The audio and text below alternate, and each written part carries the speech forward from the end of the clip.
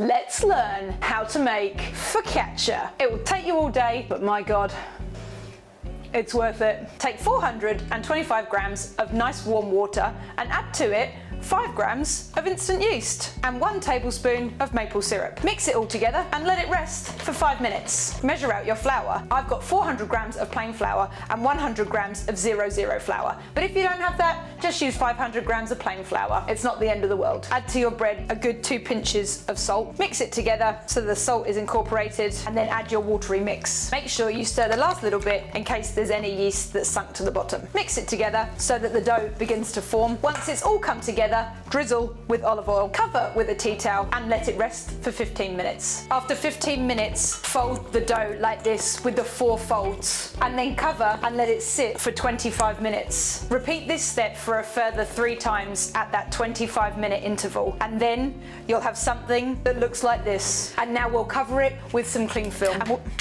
and we'll just lightly oil the surface so that the cling film does not stick. And set your timer for 1 hour. After an hour, you tip it out of the bowl and into a grease tray. I put down a little layer of greaseproof paper only because sometimes this tray sticks. Slightly oil the top, cover it back up and give it 1 more hour rising. After that final hour of what feels like forever when making focaccia, it is ready. Peel back the cling film, which is inevitably stuck. Be gentle with the dough. Put a touch more oil on top. Poke in your holes. A good crack of salt, some herbs. Give it a little wobble to check it's okay and pop it in the oven. You need your oven to be at 220 degrees and it's going in for 15 minutes. It's had not very long cooling, but we've got to get into it.